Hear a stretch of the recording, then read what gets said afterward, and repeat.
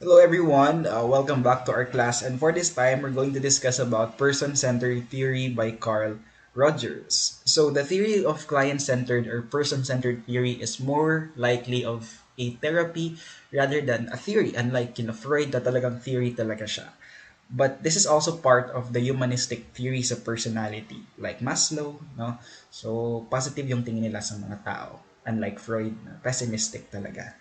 According to Rogers, I am not perfect, but I am enough. We have the tendency to really actualize and be what we want to be. Okay? Kaya tayo bumabangon or yung motivation natin kapag gumigising tayo is to become the person that we want to be.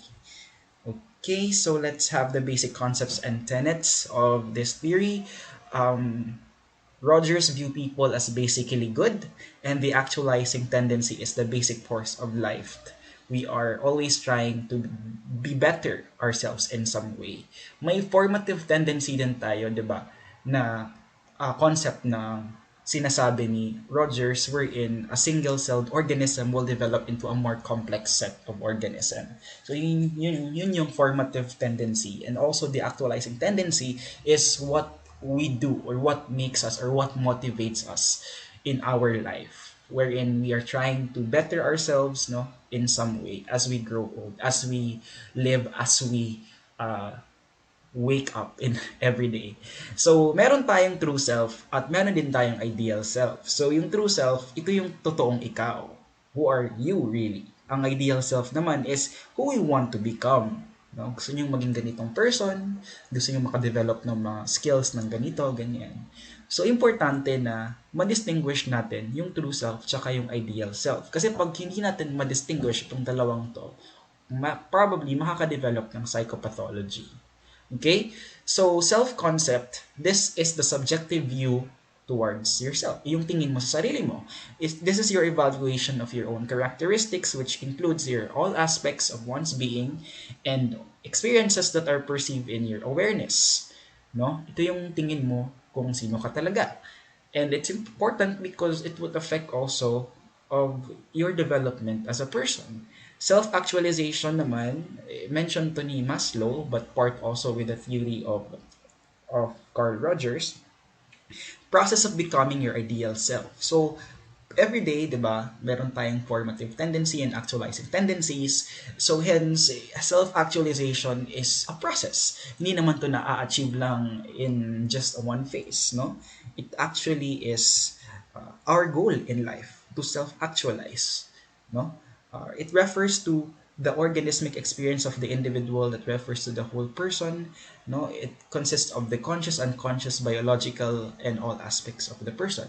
So it's actually our goal, no, to actualize our fullest potentials, like to become a psychologist or to have this profession or job, no? It's our goal. It's a never-ending process of life, according to Rogers. So it actually perceives siya in our awareness that we are actualizing to this type of person that we want to be.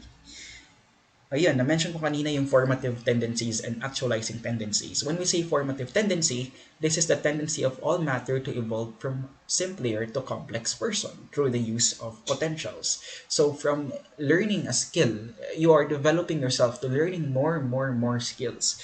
It parts of also being formative or part din siya ng pagiging person na mas kailangan natin i-level up yung mga sarili natin.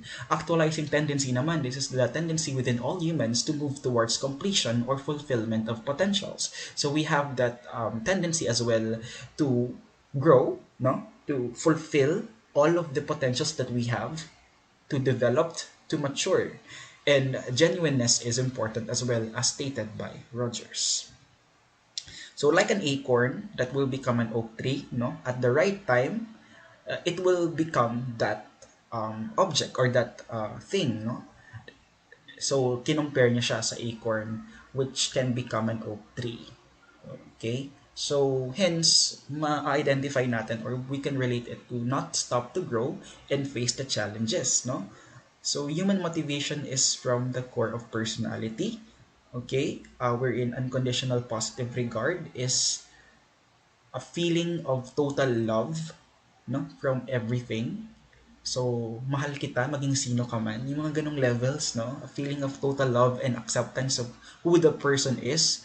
All the aspects, negative man or positive man yan, you are worth it of being loved. And napakaganda rin ng perception niya kasi positive, di ba? Yung tingin niya sa person na karapat dapat tayong mahalin, maging sino man tayo. Even though we have those tendencies of having negative characteristics, but we are, we are rightfully to be loved. Human motivation is from the core of personality. Okay, basic concepts and tenets of the theory of Rogers. We have organismic self.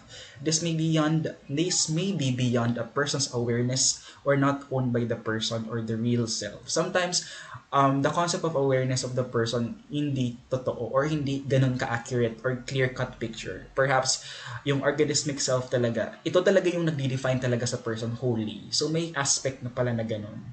So, it can be beyond the person's awareness na alam niya na ganun siya or perhaps hindi naman talaga niya alam or kulang pa yung awareness niya.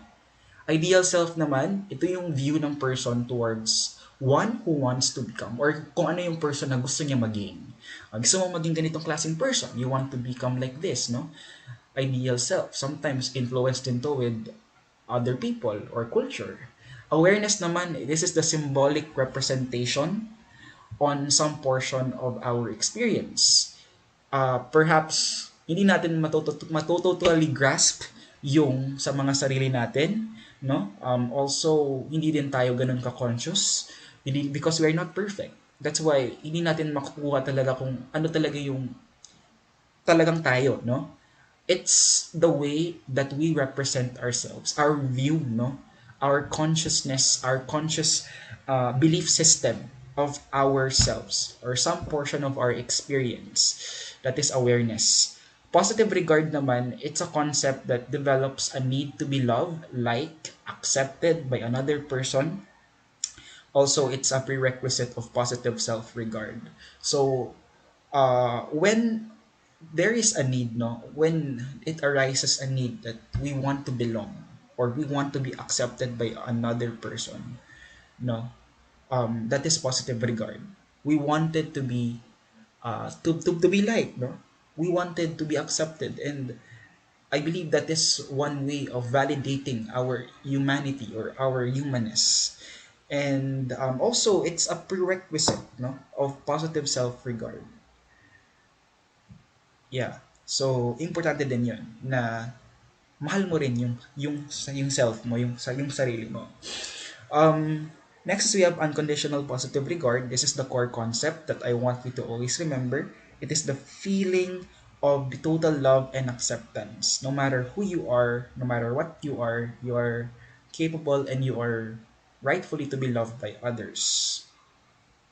Levels of awareness. So we also have different levels. Some experiences are either ignored or denied, no? So hindi umaabot sa awareness natin, sa consciousness natin. Some experiences are accurately symbolized and fully admitted to the self structure, and experiences that are perceived in a distorted form. Perhaps there are some experiences that we don't want to acknowledge and we don't want to think of. Minsan may mga hinahide tayo or gusto nating ayaw nating maka-experience na alam niyo yun na maging anxious kayo or not feel good about yourself. That's why you're trying to distort it in a way that is more acceptable for you and hindi mo makukuha talaga yung total grasp of your experience in the world. Again, unconditional positive regard is a feeling of total love and acceptance like a child or for a parent or a pet to its owner. No matter what you say or do, you will loved and be accepted. Rogers believed that if a child received unconditional positive regard, he or she should be able to self-actualize and become his or her ideal self. So, importante talaga to. No? According to Rogers, we could not only reach self-actualization pag hindi natin to magkukuha yung unconditional positive regard even to our parents, no, or to a friend, no.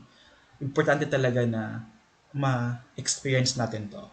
If self-actualization is blocked, mental illness or psychopathology would ensure. So I will discuss those psychopathology later on. So again, no, connected sila ni Maslow in some way kasi na-mention dito yung self-actualization. Barriers of psychological health. We have here conditions of worth. This is a perception that their parent or peers love and accept them if they meet those people's expectations towards them. It's unhealthy, no? Kasi para bang mamahalin mo lang ako pag naging ganito ka or kapag naging ganito ka, or 'di ba? May mga conditions ng love and affection and acceptance. Only if you win this contest, I will love you. Okay? Or I will accept you. Incongruence naman is kapag hindi nagmamatch or kapag may conflict ang real self and ideal self. Okay? That is incongruence. Kapag you feel, mayroong feeling na, ay, hindi nagmatch yung gusto ko maging, yung ideal self ko, tsaka sa totoong ako. So, kapag hindi na-accept yun, kapag hindi na-resolve yun, incongruence can happen. Vulnerability, also, one barrier, anxiety and threat. Defensiveness, no? Ito naman yung false mask na wini-wear natin. Minsan, this is used to distort and deny na meron talagang hindi match or meron talagang incongruence na nangyayari or conflict, no? Sometimes, hindi natin in-acknowledge yung ganitong reality, no? So, it is also a barrier to psychological health and disorganization as well. All right. Next is we have conditions for therapeutic growth. So this is when you accept yourself, when change happens, highly influence on how we view or see ourselves. So in this focus siya on the psychotherapy, no, or sa therapeutic relationship ng counselor at counselee, yung client-centered approach. Counselor congruence, no? Unconditional positive regard, and empathic listening. These are some of the factors that should be considered in this type of psychotherapy. Person of tomorrow. Okay. Ito yung maganda rin sa theory niya. Parang nagbibigay ng hope, no? It's more of being open to their experiences, to live fully in the moment. Nabasa ko rin to yung existential living, no? Which in, you live by the present time. No? You don't think of what can happen now, on the past, I mean, on the future, ganon. So, it's more adaptable of what is happening right now, that I am talking, that I am doing this video recording, that I am trying to make sense of what I'm trying to say, no? So, that is more of existential living, no? Trying to live in the present time. Okay, so conditions of worth. These are some of the characteristics if-then contingencies. Ito naman yung if-then. If only you can do this, then I will love you. If only you can achieve this, then I would love you and I would accept you. I will love you and accept you if hindi siya maganda, no? Hindi siya healthy. The individual who is raised with conditions of worth will not actualize into their ideal self. So talagang block siya, no, to self-actualization. The individual who is raised with conditions of worth will actualize into another person's vision of their ideal self. Take note of that one. Okay, now let's proceed to the Rogerian psychotherapy or client-centered psychotherapy. Okay, here are some factors or aspects we have here for conditions. The counselor congruence is important, no? Na magkasundo, maganda yung relationship ng dalawa, counselee tsaka ng counselor. Also the process, no? I'm sorry, unconditional positive regard is also given to the client. Okay, and empathic listening. Okay, active listening also is involved here, and in the process there should be uh, goals that should be set, no, for the stages of therapeutic change to occur. Theoretical explanation for the therapeutic change, no, also one factor for the process, and for the outcomes is the person for tomorrow or of tomorrow. So it means that it should be more adaptable and open dapat siya to what can happen in the future, what can happen, tomorrow, so on and so forth. All right. So, last but not the least, let's discuss psychologically healthy people as discussed or as said by Rogers. So they are more adaptable to their experiences. They are open to their experiences. They live in the moment, existential living. They have harmonious relationships with others. They are more integrated, conscious and unconscious, about the totality of themselves. Yung ideal self, tsaka yung a real self, no? Walang conflict yun. There should be basic trust of human nature and greater richness in life. So that would be all. Thank you so much for listening. Please kindly read the book of Vice for you to understand it even more deeper. Thank you so much for listening. Have a wonderful day. Goodbye for now.